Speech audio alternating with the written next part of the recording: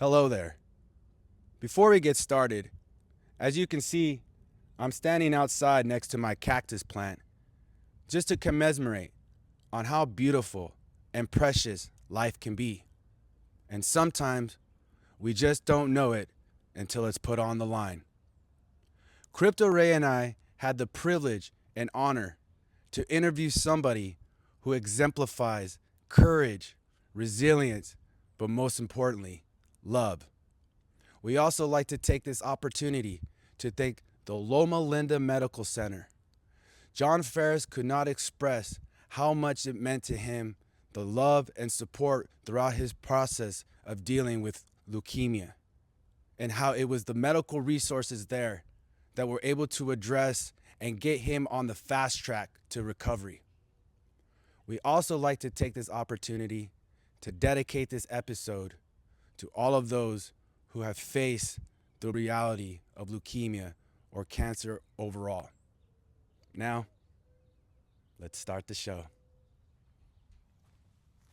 Yeah, it's that time again. Sit back, relax, and let us take you home. We are Two Dudes, One Pod. Okay, we're here at the John Ferris Estates in Menifee, California. Welcome to Two Dudes, One Pod. My good friend here, John Ferris, fan of the year, ESPNLA. Thank you very much. Congratulations. Thank you so much. John Ferris is what a real P1 is. And you're going to find out what a real P1 is to ESPNLA and what it means to be a real P1. Now that you've won Fan of the Year, ESPNLA, how does it feel? Well, I was so honored. It was so unexpected, but I loved everybody so much, and to have that love come back to me was full circle. I became a P1, an official P1. This is my backstory. I was a big fan of Keyshawn, LZ, and Travis in the morning. And when Keyshawn went national, we lost Travis. And I'd become a really big fan of Travis Rogers. He's very intelligent. He knows the Dodgers. I've been a Dodger fan since I'm 8 years old. And I was really depressed. So I'd still listen to ESPN. I still listen to Keyshawn nationally. No Travis. Then I started hearing him on the updates, the LA updates, every 15 minutes.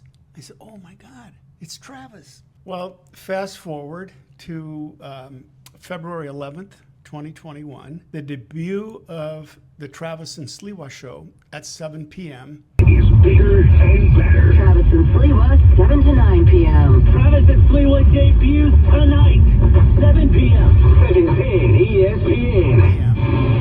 And I'm recording it on my camera where I'm at, where I'm driving. I'm so happy we got Travis back. And I was a huge fan of Alan Sliwa on Lakers Talk. I wanted this thing to work. So I became a super P1. I got involved in the show. When Travis came up with AskSli, Alan I don't think was too keen on it at the time. But Trav thought, you know what, this is a good bit. And I know my buddy Crypto Ray here and we were producing content and questions right from the beginning because we wanted them to make it. We wanted AskSli to make it. And I was telling Ray and Casper, one of my first AskSlis was the Russians have launched missiles and they're heading towards you. You're having dinner. What are you going to have for dessert? Hashtag AskSli. And Alan said, we're going to have pie a la mode. So we started coming up with funny stuff like that. And the show caught on and became very popular. And then we had a thing called the Mandy Awards. What's this Mandy Awards? And now we're getting excited for it. Now we're voting, and we want AskSli and Travis and Sliwa. Not that we didn't love Mason and Ireland or Sedano and Kaplan, we did. But we wanted this show to survive. We wanted Alan and Travis to have a show. So we go to the Mandy's, and it all took off from there. You know, it was cool to see you win Fan of the Year. Like, you went through a battle with cancer, you know, leukemia, correct? Yes. And we were all worried there for a while. You went through some rough times. So how did you get through that and to be able to come to the Mandy's 3? Well, you were a big part of that. You and I have become extremely good friends. And you said, hey, John, can I let everybody know what's happening to you? And I said, yeah, sure. Well, at this time, I was almost didn't make it. Next thing I know, Ray's telling me to listen to the radio, which I had been listening to and following the shows while I was in the hospital. And I watched live, and I saw Travis and Sliwa and Emily and Jorge wishing me the best. Before we get into what we got doing, this is an important update in the Trav and Sli All-Star community. One of the folks, Al, who has supported you and me and this entire show for basically since we got started a few years ago is John Ferris. And Crypto Ray tweeted at us a couple of minutes ago saying that John needs a shout out right now, that he is going through a battle with leukemia. He is going through a chemotherapy procedure right now that he's fighting like crazy, and good for him. We're thinking of you, John. We want to make sure that you get well soon, as quickly as you can. And just know that me and Al and Em and Jorge and everybody in that community, we're pulling for you, brother. You are on our minds. We are sending out positive thoughts. And I know that stuff helps. I know it helps. You mean a lot to us. I know that you're a very, very loyal listener to this program, and you're in our hearts, brother. John, we got a chance, both Mandys, to spend some time with him. It was actually really cool. Made some shirts. Actually made a mug. Yeah. That's right. I asked and asked Sli whatever it was. Like, it had the like dates the that he date had, on there. Anyways, that's right. It was the dates. It was That's one of what it those, was. and we greatly, obviously appreciate him as a listener of the station, and wish him nothing but the best. John, you're in our thoughts and prayers For sure. That mug is in my room. Like, I have that do you mug on really? display because it's really cute. I have it like on my like bookshelf, and people will ask me if I'm FaceTiming a friend or something. Who's Sli? And it's like kind of cool. Like, my sister time. liked it when she saw it. I know he's worked in props as his passion in his career for a long time in the industry, and he's really dedicated to his craft. And I think it's really great that he's supported us so much. And again, yes, Get better, your buddy. thoughts are prayers. Keep fighting, John. We're thinking of you. Yeah, get free, man. Let's, pull, Absolutely. Damn right. We'll see you at Mandy's 3, my brother. Maybe right, we'll absolutely. pull out the win for Best Show of the Year for you, John. Hey, for John. I saw Chris on Sedano and Kaplan, and Chris and Cappy, and all of them were wishing me good luck. And it blew me away. It lifted my spirits. And I showed the nurses, and everybody was just amazed at how nice all these people were. Carlo, what a nice guy. He's private messaging me. Sli was private messaging me. Travis, Jackie, Ray's daughter, private messaging me. These guys had me pumped up, and I knew I had this support group and this love. So it wasn't one way. I loved them already. But man, did I get it back 100 times over. It's amazing how we talk about sports can be uplifting. In this case, it was a sports radio station, and the community members that kind of just gave you that extra win to really push through that. In terms of going through that experience, would you say that was the most surprising? You were the most surprised just to see how much the impact really just uplifted your spirit and really pushed you to kind of beat this leukemia and kick its ass? Well, because I was such a P1, and I already had all these feelings for the talent, the production staff, my fellow listeners, but that was me one way. And when it came back to me 100 times over, it was mind-boggling. It was reassuring to know that these people really cared about me. And it wasn't just me caring about them. And it lifted me up. And when you're sick like that, the mental process is really important, because if you give up, you're out of the game. I didn't give up. I was stronger. I wanted to show that I would survive. And I knew I had all my friends at ESPNLA, talent, production staff, and listeners with me. And it meant everything to me. Of course, there was the extended family, but you touched on your partner and just how incredibly important she was throughout this whole experience. Just give a little insight to just how that made you feel, just her support. Well, for those of you who've met my wife, Kathy, she is a very special person. And I've known her for 35 years. We've been married for 25 years. And I never saw her cry until she heard that I had cancer. And I had two goals, and this is the truth. And I mentioned this when I accepted the award at the Mandy's. I had two goals. My first goal was to make it to March 20th, our 25th wedding anniversary. And my second goal was for my hair to grow back for the Mandy's 3. And by the way, it looks superb. I mean, Thank we've you. seen the photos. Look It's at getting it. there. Yeah, It's getting there. Yeah, so she has not missed a single doctor's appointment, even a blood test. She's always with me.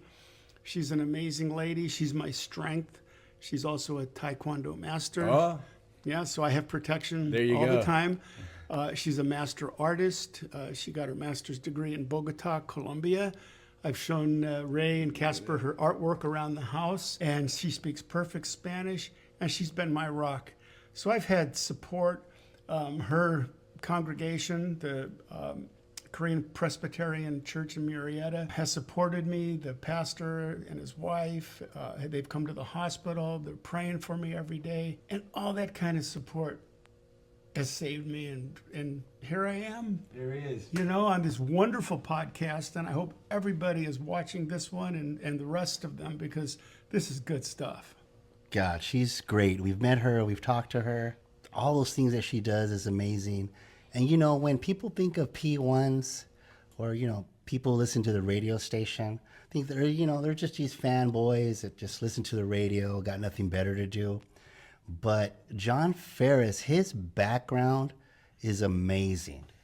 I mean, Casper and I were walking around his home looking at his memorabilia. Used to work with Paramount Studios, and I'll let you go into that. But to see, like, what you've done and with your career and everything is just, it's mind-blowing. And, you know, so why don't you get into, like, what you do, your background and that kind of thing? Well, you know, I've always loved sports, and Dodger fan when I'm 8 years old. Didn't play Little League. My dad was a disabled vet, World War II, Omaha Beach, the first day. Wow. He made it across the beach.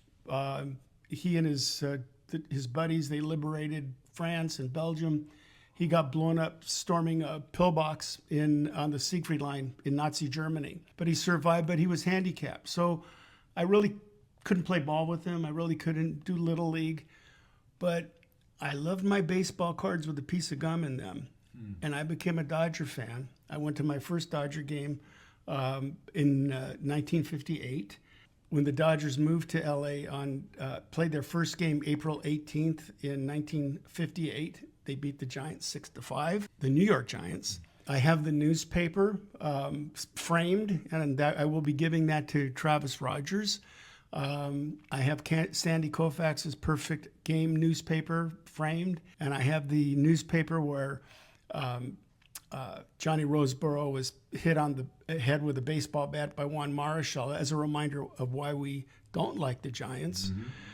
So sports kind of kept me going. When I was in college, I worked for LA Unified School District and took a couple civil service tests, and I ended up being the community recreation director for areas J and L, which was a sixth of the school district.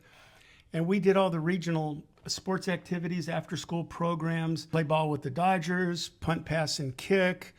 We did all comers meets at Pierce College. I did the summer basketball leagues. So sports was really always part of me.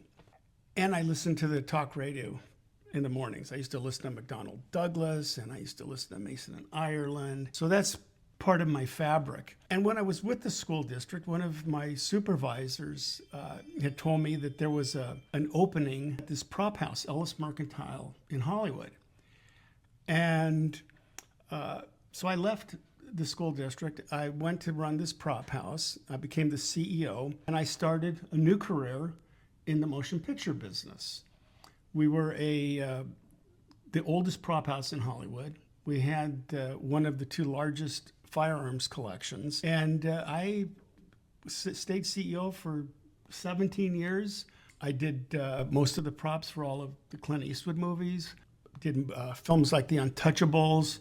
I brought 19 containers of submachine guns checked in as my luggage to Chicago and Great Falls, Montana. Highlight of that was when Sean Connery introduced himself to me. Hi, I'm Sean Connery. Dude, I know. And Kevin Costner did the same thing, and Andy Garcia did the same thing. And I was blessed having a career in the industry where I could, meet some really wonderful people. Eventually, I ended up at Paramount Pictures. When I left Paramount, I was vice president of production services. I oversaw the costume department, property department, carpet and drapery, and a low-budget equipment rental division. Pretty amazing, man. Yeah, it was a great ride. And being in a prop house was so cool because people like Elvira, Cassandra Peterson, she would come in to get her props, the gross creatures and things like that. And Pee Wee Herman would come in. Pee Wee Herman, before anybody knew him, came in to rent a bicycle. And he's in full costume. Was it from a big Pee Wee's Adventure, Big Adventure? Well, it eventually that was what it turned into being. Oh wow! And but when he came in, we didn't know who he was, and I looked at this guy, and I just said, "Get a deposit." But Billy Crystal would come in, and Carrot Top and Steve Guttenberg. Tom Petty would come in, Sylvester Stallone, Gina Davis, and Susan Sarandon came in when they were doing Thelma and Louise to practice using the guns, and they were awesome. And I got to meet people like Sidney Poitier and Orson Welles. Sidney Poitier. Okay. And they, because it was just it was on Beverly and La Brea, right in town. It was a great ride. I had a great experience. What inspired you, or was there, because I know you mentioned earlier that you didn't really want to be in front of the camera. So what was it about the prop industry, or what was it about that avenue that fascinated you? Well, it's interesting because like in high school, I was an actor. I got a Bank of America scholarship for my acting. I played John Proctor in The Crucible, which was the lead. I directed it. I was also a writer. I was a sports writer for our school newspaper, and I actually got an award from the LA Times. I had an opportunity to get into the industry, but I was also interested in being an actor because of my experience in high school. And I did a couple of equity waiver productions. One was with Eric Braeden of The Young and the Restless. Victor Newman. Yeah, Victor Newman. And also John Ashton from Beverly Hills Cop. Wow. We performed at the Colbert Theater on Melrose Place. But I knew I wasn't going to be an actor. I thought maybe I would be a writer. That was something that I was interested in. About that time, I thought I had come up with a show. It was called The Video Grill. And this was like right before MTV. We had lined up, we thought we were going to have Rick Dees as our host. We had hopefully Devo as our house band, and Don Novello, who was Father Guido Sarducci. Yes. And it was going to be set in a diner setting, and they were going to be looking at videos and rating the videos. Wow, okay. So I thought, okay, I'm going to get into production this way. But that didn't quite happen that way. I was still writing. I did some other shows that almost made it. My first wife worked in the literary department at William Morris, and so I was able to meet a lot of people. As fate had it, the prop business became the center of my life, and it was a great experience. And after 17 years, I was offered a position at Paramount Pictures, which I took. I rode that out until I left the industry. You had mentioned, because I was there at that Mandy's one as well. It's from a different point of view. I was dressed up in like a Phantom of an Opera get I up. remember. Yeah. So Couldn't miss you. yeah. So awesome. I witnessed something from the back, and I just wanted to. I wanted you to share your perspective of it, because I'll hand the mic over to Crypto Ray, and you can kind of give the backdrop of what occurred later. So I'm watching or listening to Travis and Sliwa. Crypto Ray turns out didn't have a ticket to the Mandy's. And Travis is asking, does anybody have an extra ticket? Well, my wife wasn't able to go, so I did have an extra ticket. And I said, yeah, I'll give it to Crypto Ray, glad to. So I got to meet Crypto Ray in Paris. We sat next to each other at the table, became instant friends. And he says, hey, John, I've been carrying this ring around with me for 6 months. I even carried it with me on our trip to Hawaii, but I haven't asked Paris to marry me yet. Should I do it here? And I said, hell yes, go for it. So he went up and talked to Travis. Before I knew it, he was proposing, and I was recording everything on my camera. I got everything in one shot. I went around, I got her accepting it. I was leaned back and on my butt recording it, and it was glorious. It was so much fun. And the whole Mandy's was fun. Everybody started to bond. It was a great night. Earlier that night, when I checked into my hotel, I saw Mace checking in and with his mom. And Mace in Ireland, I mean, those are my heroes. And I said, hey, Mace, would you mind if we take a selfie together? And he goes, not at all. So I'm trying to hold up my camera, but I'm shaking. And he just really nicely took the camera and took some selfies of us, which was like so cool. Already made my day. And then I'm in the parking lot and I'm walking over to the event and I see Cappy and we start talking. I mean, what a nice guy. I mean, these are the people that, these are just people I listen to and I look up to. I go back into the hotel. I had to go out to my car and I get into the elevator. And I get in the elevator, Chris Morales. Dealing with some health stuff, and I just want to tell a story about John. He's one of our P1 listeners, a wonderful gentleman. And the day of Mandy's won. So, we had sold it out, but I still didn't know what the show would be. I had nerves. I got in the elevator after one of the sound checks or, whatever, run through. And I get in the elevator, and there's this nice gentleman. I didn't know John personally. I hadn't seen him. He goes, hey, man, I'm John Ferris, huge fan of your dad's, and just want to tell you I'm so excited to be here tonight, and it's going to be awesome. And it kind of gave me some relief, like, okay, we're doing the right thing with this award show. We're going to kick ass tonight. So John comes out to a lot of our events. We haven't been able to see him in a little while, and now we know why. He's struggling with some health stuff, but we send him positivity, prayers, and we look forward to John being out with us at the next COT event. And much love to you, brother. Yeah, much love. sir. Because I think the last time I saw him was, what was the name of that place that we went to? Something Bastards Canteen for our Veterans Day event. Yeah, right. That was the last time I've seen him. Well, he was at Mandy's, too. Okay, I didn't see him there that night. He took actually a wonderful picture of my parents from afar, but he's a very talented. He sent me a great picture of them that was awesome from Mandy's too. So we love you, John, and get better soon, and we look forward to seeing you. Yes, sir. And then he broke out in a smile, and I could just see he felt relieved or something. It was like, wait a minute, dude, we're excited to be here. This is an event for your listeners. I got to meet my heroes, and then. Inside, I was wearing a T-shirt that said, I #AskSli. And I had 3 dates on it, 3 dates that I had asked Sli questions. And I'd already shown it on Twitter. And so Travis had seen it and commented on the radio. So when they saw me, everybody knew who I was. I'm the guy that asked Sli. So I got to get pictures with Travis Rogers and Alan Sliwa with my shirt on. This was the shirt that I wore. I remember he had buttons made too.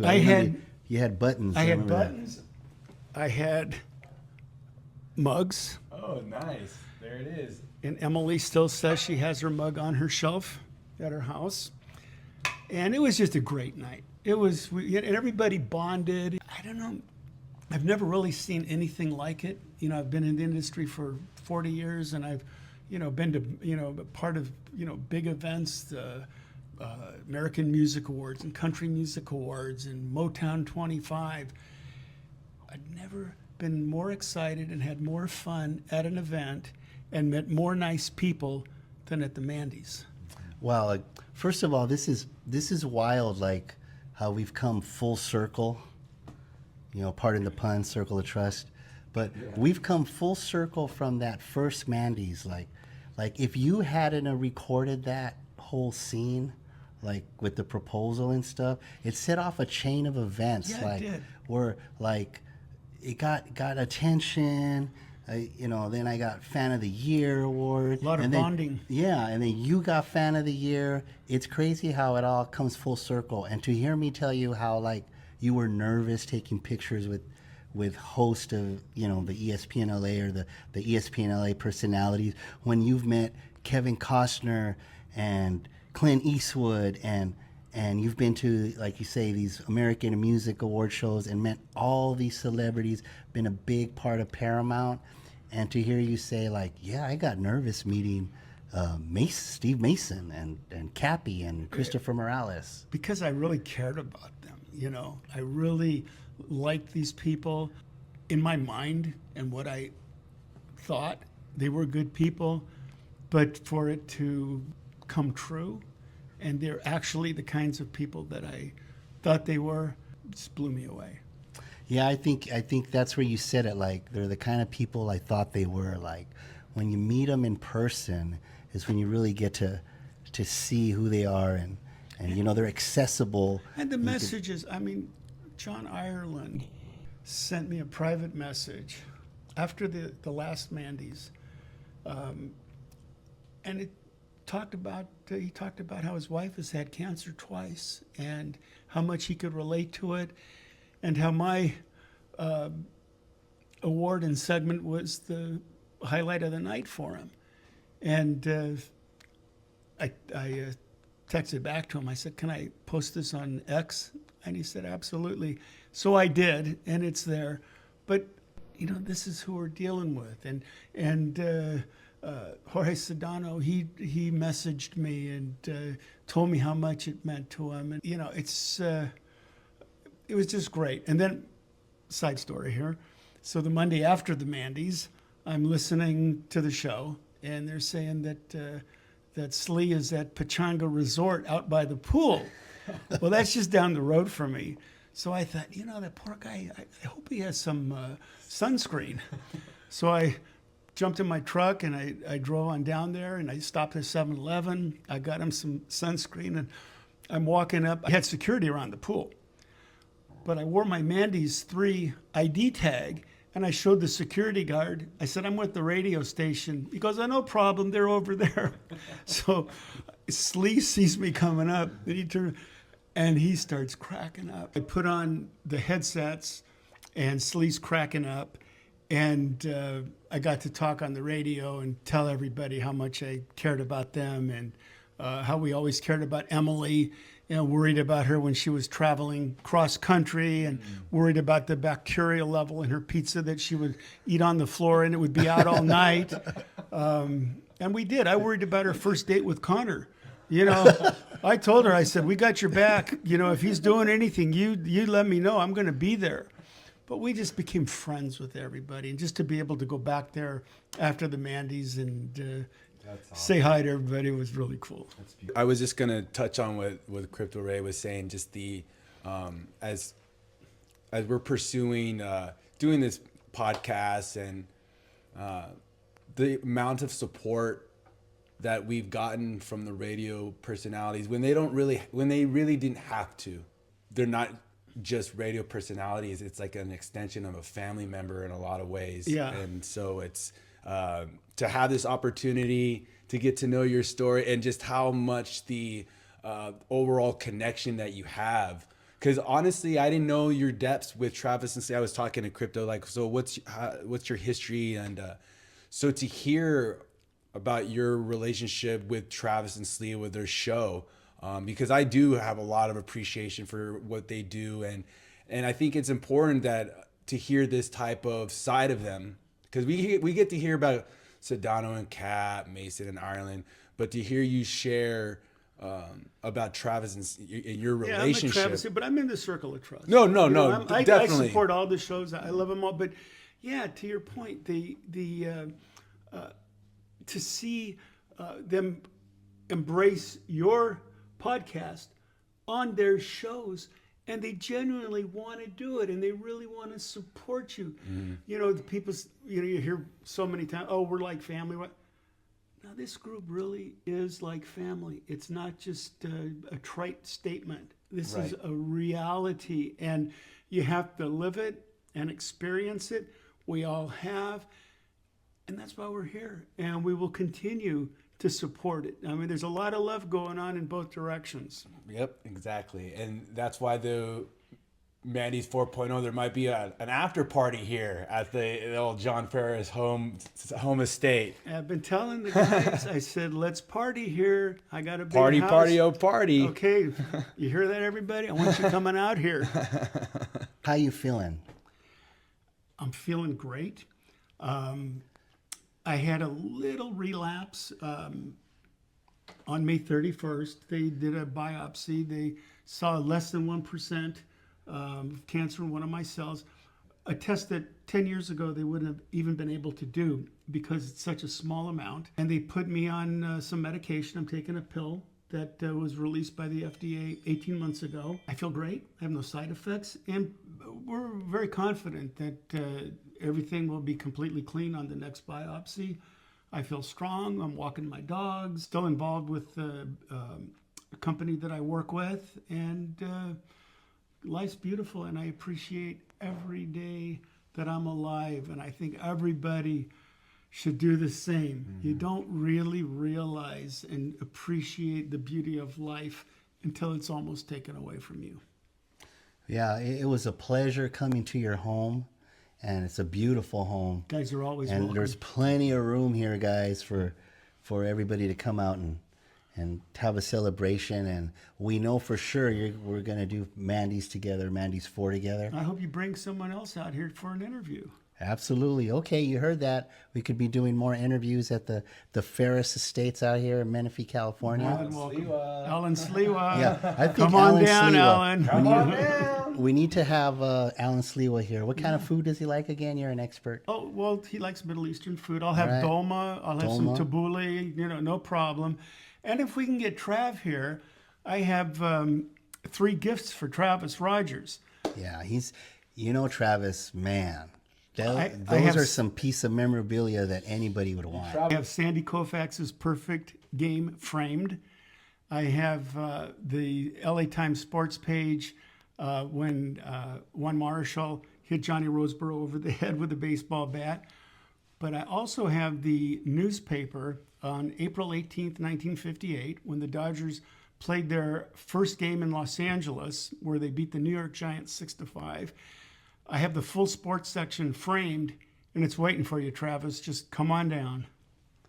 And you haven't even seen the Hollywood memorabilia this guy had. So we're going to need another episode to go over all the Hollywood stuff, and the stuff he has from some of your most favorite movies is incredible, man. Blown away. Once again, P1s, man. P1s. You have no idea. You think they're just fans, but they're bigger than that, more than that. They have lives, they have backgrounds, and it's all fascinating. You know, it was so cool when I was accepting the award, and I was getting a little emotional, and I'm looking out at the crowd. Everybody stayed. This was to the second to the last award. Nobody was leaving. Everybody was listening. Everybody cared. There was this bond like I've never seen before.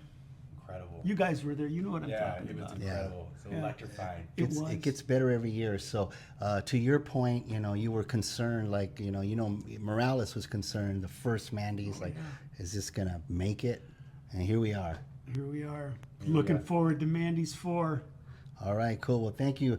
A true P1, a true friend. God bless you, and brothers. What a real Come back. real P1 should be. Thank you, guys. 2 dudes, 1 pod. I'm John Ferris, ESPNLA Fan of the Year at the Mandy's 3. I want everybody to please catch 2 dudes, 1 pod.